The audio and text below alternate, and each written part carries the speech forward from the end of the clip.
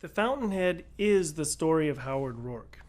Part 4 of the book is the part that's named after him, and this is appropriate because it shows his ultimate triumph, the ultimate victory of his principles in the world. But obviously Howard Roark is the main character throughout the novel. And there's a certain sense in which each of the other parts, named after the other principal male characters, are showing the other characters in a certain way in contrast to Roark. They're being set up as other people who embody other principles, opposite principles in different ways to Howard Roark. So part 1 of the book, Peter Keating, shows Peter Keating in contrast to Roark, and it traces their early careers and it sets them against each other and shows them sort of in parallel, shows the course of their early careers. And there's a certain respect in which, in the first part of the book, Roark comes across as being an unselfish character, as embodying a certain kind of selflessness. He's shown as, almost being willing to sacrifice everything to his artistic integrity. Whereas Peter Keating is portrayed as embodying a certain kind of selfishness in the conventional way we understand the term. So we see both of them, they start out at Stanton Institute of Technology studying architecture, and Roark is expelled from the school. Why is he expelled? Because he refuses to compromise his artistic integrity. He refuses to submit designs for his classes in the way that his professors want him to by, copying the styles of the past.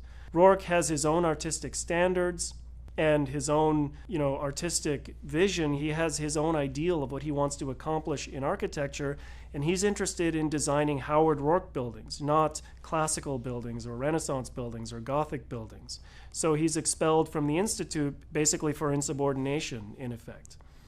Keating and Roark both go off to New York for their first job. So Keating is offered a job at the top firm in New York City, and he goes off, to pursue that.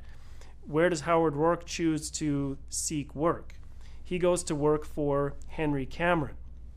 Now, Henry Cameron used to be the top architect in the profession. Now he's basically regarded as a washed-up has-been. And when Roark tells Peter Keating that he's going to go ask for a job from Henry Cameron, Keating is horrified because he knows, going to work for Cameron, Roark, he's not going to get clients, he's not going to get connections, he's not going to be paid a lot. Right? It's basically a sacrifice for him to go to work for Cameron in Keating's eyes. But why does Roark choose Cameron? Well, he wants to work for Cameron because he's going to learn how to build. Roark respects Cameron's approach to architecture, and he wants to learn from him. So again, it seems like he's sacrificing money, clients, career opportunities for the sake of, his architecture. After Cameron retires, Roark sets out on his own, and he goes to work for one firm after another and gets fired from one firm after another, again, because he refuses to compromise on his design principles. He strikes out on his own, and he loses client after client because he refuses to build for them the kind of homes that they want. Mrs. Wilmot wants a Tudor house, but Roark doesn't build Tudor houses. Mr. Mundy wants a southern plantation.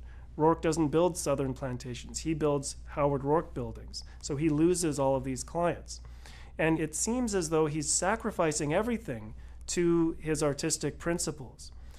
And in her notes in planning the novel, Ayn Rand describes it this way, that outwardly it appears as though he's living the life of an unselfish man. Here's how she describes it. Outwardly, his life follows the course conventionally considered as that of an unselfish man. He sacrifices everything to his convictions, to the integrity of his work. He is not concerned with wealth, fame, admiration, or physical comfort. He lives in poverty. He's a martyr to an ideal.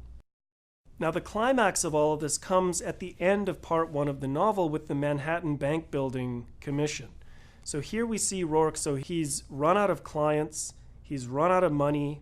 The Manhattan Bank Building basically is his last chance to keep his office open. He's waiting and waiting, for the call from the guy from the board of directors to see if he's got the commission. Finally, he's at the end of his rope, and finally he gets the call and he comes and they want him to build the building.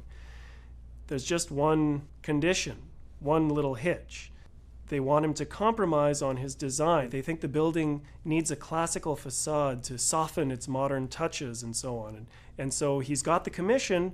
He'll be paid for it. He'll have them as a client. He'll be able to keep his office open so long as he compromises on his design in just this one small way. Just add a Doric, portico and other elements of a classical facade, and then he's got the commission. And what does Roark do?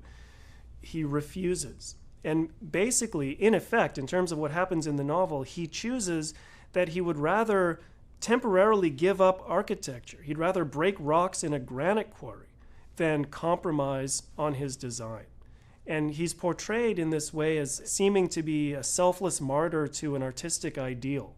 And the man on the board of directors even says to him, why do you have to be so fanatical and selfless about it?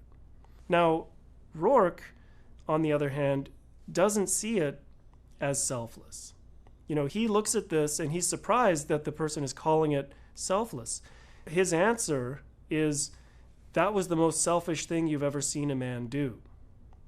So even though Roark is portrayed as seeming to embody our conventional view of what an unselfish man is, what he's really portraying is a new concept of selfishness.